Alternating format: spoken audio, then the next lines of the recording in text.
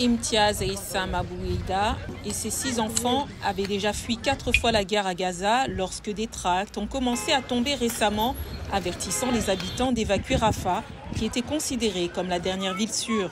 Depuis Aboueida et des centaines de milliers d'autres personnes, la plupart déjà déplacées à plusieurs reprises, ont fui plus à l'intérieur de Gaza, alors que la guerre près de la frontière égyptienne s'intensifie et que l'aide humanitaire est restée bloquée dans les camions de l'autre côté. Nulle part nous ne sommes en sécurité. Combien de fois devrons-nous fuir pour être à nouveau sans abri? C'est à peine si nous trouvons de l'eau ici. Mon fils doit aller la chercher loin. Et les enfants, nous avons à peine de l'eau potable.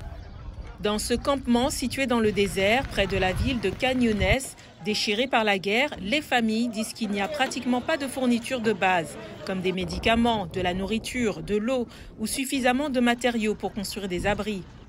Le sentiment d'être abandonné par le monde, alors que les pourparlers de paix se poursuivent dans un climat de violence accrue, est encore plus dévastateur selon les familles déplacées. La chose la plus difficile pour nous dans cette guerre est le silence international et la déception. Cela nous affecte psychologiquement. Je ne m'attendais pas à ce qu'un jour, au XXIe siècle, à l'aide du progrès, de la liberté, de la démocratie et de l'humanité, un Palestinien soit tué sans raison.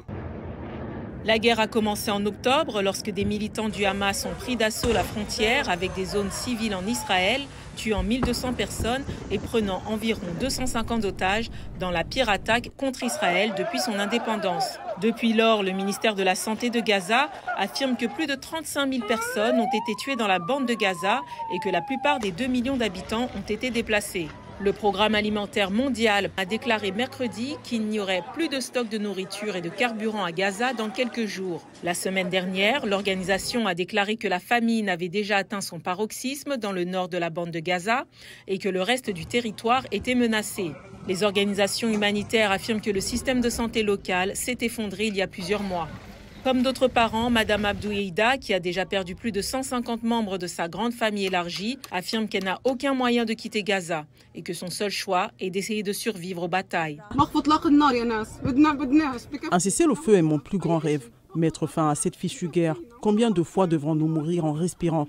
Nous voulons juste la sécurité et la paix. Aboueida dit qu'elle a entendu dire que l'aide humanitaire était entrée à Gaza ces derniers jours, mais qu'elle n'en a pratiquement rien vu. Elle ajoute que certains de ses proches décédés ont été retrouvés et enterrés, mais que la plupart d'entre eux restent perdus dans les décombres.